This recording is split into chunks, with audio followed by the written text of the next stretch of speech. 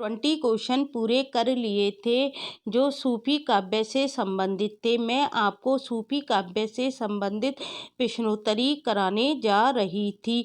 मेरी 2-3 दिन वीडियो नहीं आ पाई क्योंकि आप सबको पता है दीपावली की वजह से मेरी 2-3 दिन वीडियो नहीं आ पाई। आज मैं आपको 21 क्वेश्चन कराने जा रही हूँ। 20 क्वेश्चन हमने पूरे कर लिए थे।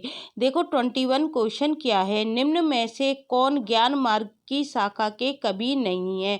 मतलब ऐसे कौन है जो ज्ञान मार्ग की शाखा के कवि नहीं है। कहने का मतलब क्या है कि ज्ञान मार्गी शाखा में जो नहीं आते हैं और हम प्रेमाख्यानक काव्य पढ़ रहे हैं अर्थात जिसको हम सूफी काव्य कहते हैं, तो ऐसे कौन से कवि हैं जो सूफी काव्य के अंतर्गत आते हैं। तो देखो कबीरदास ज्ञान मार्ग की शाखा के अंतर्गत आते हैं, रविदास या रैदास ज्ञान मार्गी शाखा में आते हैं, दादू दयाल ज्ञान मार्गी शाखा में आते हैं।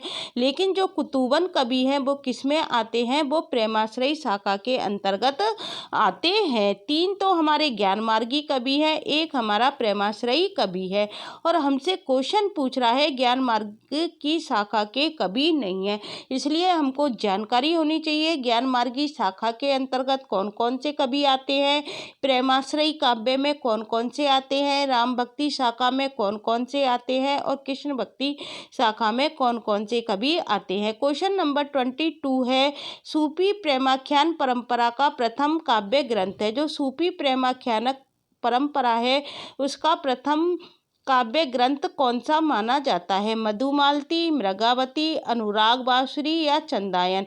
कौन सा माना जाता है, चंदायन माना जाता है। जो किसके द्वारा रचित है, मुल्ला दाऊद के द्वारा रचित है। मधुमालती की रचना किसने की थी, मंजन कवि ने की थी। और अनुराग बांसुरी की रचना किसने की थी, नूर मोहम्मद के द्वारा की गई थी। और मृगावती किसकी है ये आप मुझको कमेंट्स बॉक्स में बताना।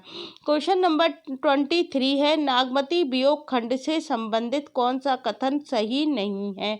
हमसे कौन सा पूछा जा रहा है, गलत कथन पूछा जा रहा है।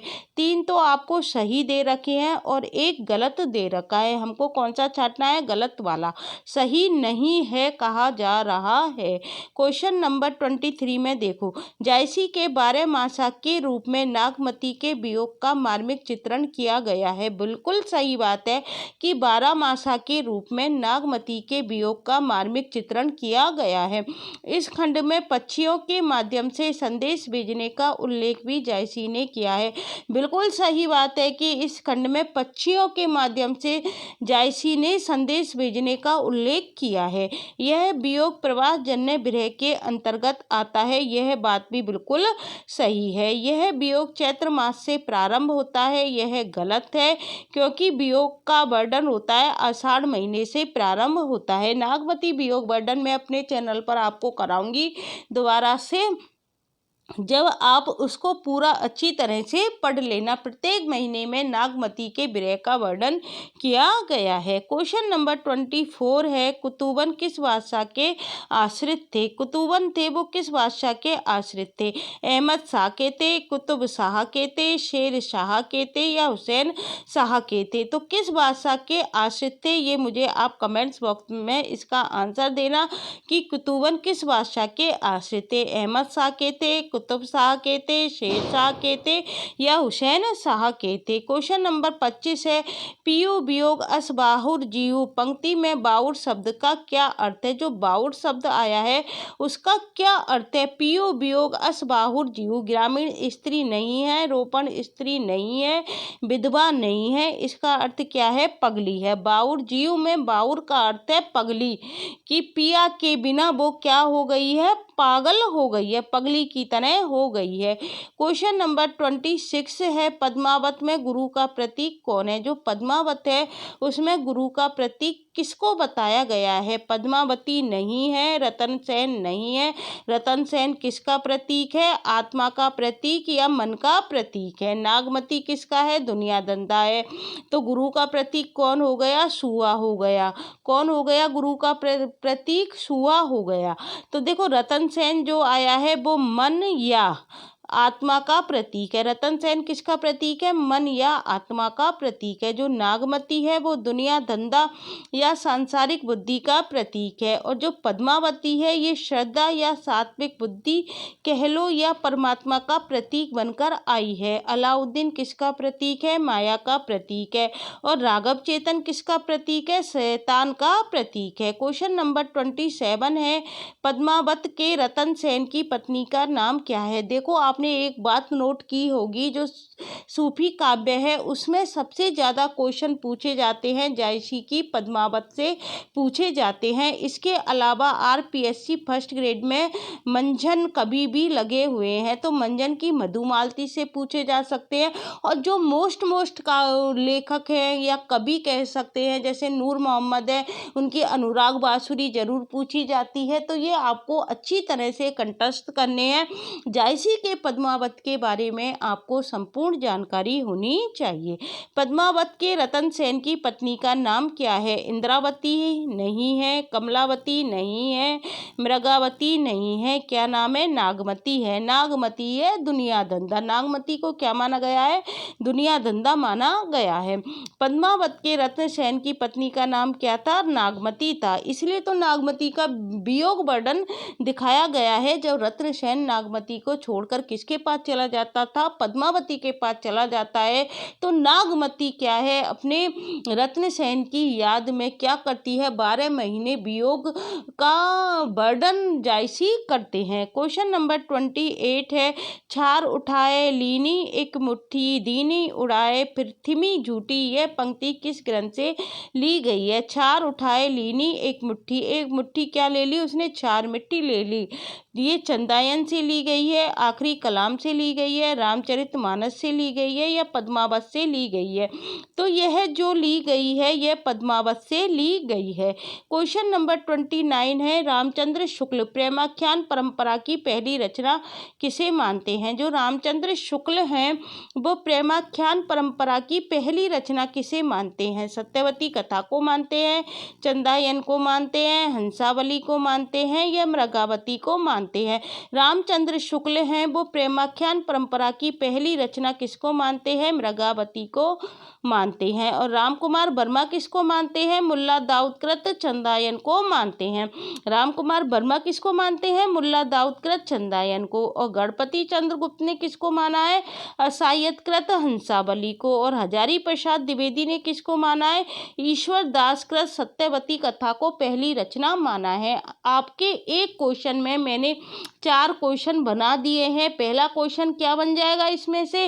रामचंद्र शुक्ल प्रेमाख्यान परंपरा की पहली रचना किसको मानते हैं? मृगावती को। दूसरा क्वेश्चन क्या बन गया? राम कुमार वर्मा किसको मानते हैं? मुल्ला दाऊद कृत चंदायन को। तीसरा क्वेश्चन क्या बन गया? गणपति चंद्रगुप्त किसको मानते हैं? असायत कृत हंसावली को। और चौथा क्वेश्चन क्या बन गया? हजारी प्रसाद द्विवेदी किसको मानते हैं? ईश्वर दास कृत सत्यवती कथा को पहली रचना मानते हैं। इसके अलावा आप कह सकते हो 8 क्वेश्चन बन गए। देखो वो कैसे बन गए मैं आपको बताती हूँ। मुल्ला दाऊद की कृति का नाम पूछा जा सकता है, चंदायन। और असायत की कृति का नाम क्या हो गया? हंसावली। और ईश्वर दास की कृति का नाम हो गया सत्यवती कथा। और सत्यवती कथा। इस तरह से एक क्वेश्चन में से 6-7 क्वेश्चन बनकर तैयार हो गए। क्वेश्चन नंबर 30 है, निम्न में से कासिम शाह की रचना है। कासिम शाह की रचना कौन सी है? देखो चंदायन नहीं है, दुर्गावती नहीं है, छत्रपति कथा नहीं है। कासिम शाह की रचना का नाम है हंस जवाहिर। कौन सी रचना है कासिम शाह की? हंस जवाहिर। क्वेश्चन नंबर 31 है, निम्न में से कौन सा कथन पद्मावत के बारे में सही नहीं है? हमको क्या बताना है? गलत कथन बताना है। कौन सा कथन गलत है? देखो इसमें प्रेम के लोकधर्मी स्वरूप का चित्रण हुआ है, बिल्कुल सही बात है। यह भारतीय लोक कथा पर आधारित प्रबंध काव्य है, बिल्कुल सही बात है कि यह भारतीय लोक कथा पर आधारित क्या है? प्रबंध काव्य है। इसमें दोहा चौपाई की शैली अपनाई गई है, बिल्कुल सही बात है कि इसमें दोहा चौपाई की शैली अपनाई गई है। पद्मावत की काव्य शैली प्रौढ़ और गंभीर नहीं है, यह बात बिल्कुल गलत है, क्योंकि पद्मावत की काव्य शैली कैसी है? प्रौढ़ है और गंभीर है। तो यही कथन क्या है? सही नहीं है। क्वेश्चन नंबर 32 है, हिंदू मग पर पाँव न रखिए का बहुते जो हिंदी वाक्यों ये काव्य पंक्तियाँ किस बोली में हैं। देखो, हिंदू मकपा पाओ ना राखियो का बहुते जो हिंदी वाक्यों, तो ब्रज में नहीं है, भोजपुरी में नहीं है, बुंदेली में नहीं है, ये किस में है, ये अवधी भाषा में है या अवधी बोली में है। क्वेश्चन नंबर 33 है, निम्न में से कौन सी रचना तुलसीदास की नहीं है। तुलसीदास किस शाखा में आते हैं, राम भक्ति शाखा में आते हैं। तुलसीदास की कौन कौन सी रचना है, बरवे रामायण है, वैराग्य संदीपनी है, दोहावली है, चित्रावली नहीं है। तुलसीदास की रचना कौन सी नहीं है, चित्रावली नहीं है, तो इसका आंसर क्या आ जाएगा, चित्रावली। और चित्रावली किसकी रचना है, उस्मान की रचना है। चित्रावली किसकी रचना है, उस्मान की रचना है और ये प्रेमाख्यानक काव्य है। क्वेश्चन नंबर 34 है, भक्तिकालीन किस काव्य धारा में परमात्मा को स्त्री तथा आत्मा को पुरुष रूप में चित्रित किया गया है। कौन सी काव्य धारा है जिसमें परमात्मा को स्त्री और आत्मा को पुरुष रूप में चित्रित किया गया है। राम भक्ति काव्य धारा नहीं है, कृष्ण भक्ति काव्य धारा नहीं है, ज्ञानाश्रयी काव्य धारा नहीं है। वह कौन सी काव्य धारा है, सूफी काव्य धारा है जिसमें परमात्मा को स्त्री और आत्मा को पुरुष रूप में चित्रित किया गया है।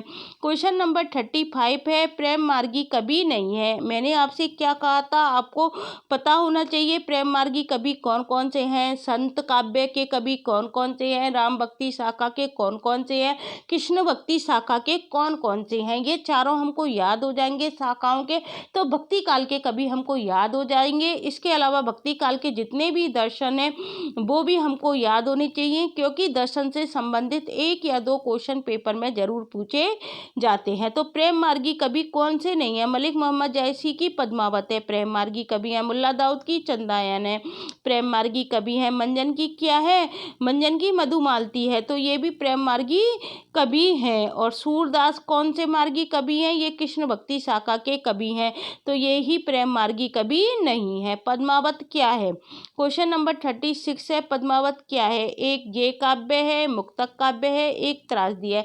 तो पद्मावत क्या है, एक त्रासदी है। पद्मावत को क्या माना गया है, एक त्रासदी माना गया है। क्वेश्चन नंबर 37 है, कहरनामा किसकी रचना है। ये जो कहरनामा है ये किसकी रचना है, मुल्ला दाऊद है। ये मुल्ला दाऊद है, ये थोड़ा टाइपिंग मिस्टेक हो ही जाता है, मुल्ला दाऊद। तो कहरनामा किसकी रचना है, मुल्ला दाऊद की है, सूरदास की है, कुतुबन की है या जायसी की है।